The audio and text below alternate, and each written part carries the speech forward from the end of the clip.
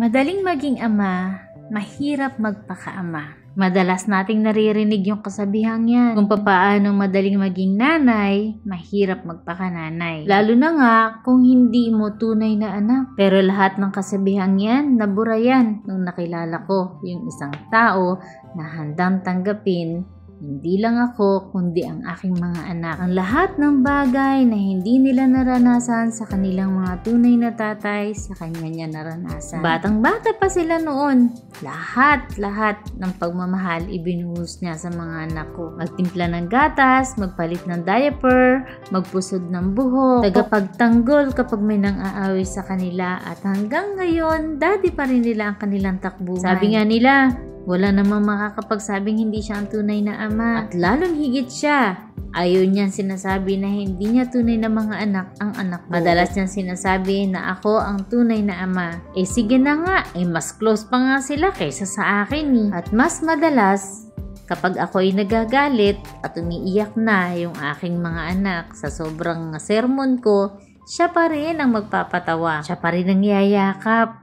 Kaya naman, lalo lang nagiging spoiled. During darkest times, ito siya, nangungulit at pilit pinapagaan yung aming pakiramdam. Kahit alam ko na siya mismo ay nahihirapan na din sa aming nagiging sitwasyon. Pero kahit kailan hindi ko siya nakitaan ng pagsuko. Bagkus, punong-puno ng pag-asa na lumalaban pa rin sa buhay. Laging nakaalalay sa mga anak niya.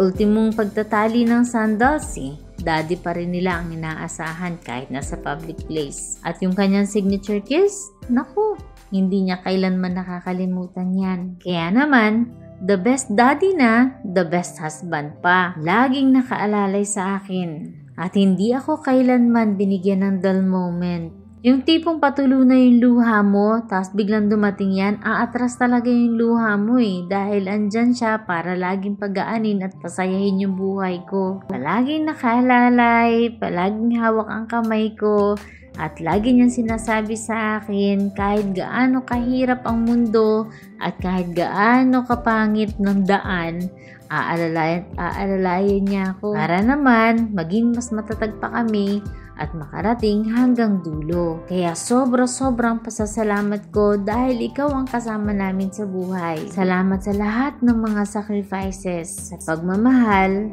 at sa pagtanggap mo sa amin ng buong buo. Ikaw ang tunay na tatay. Tatay na walang sawa sa pagbibigay ng pagmamahal, proteksyon at pag-aalaga. Kung may contest ng pinaka-the best na daddy in the world, hindi kita ilalaban. Kasi matagal mo na nasungkit ang titulo bilang best daddy in the world. Happy Father's Day, Daddy! Mahal na mahal ka namin!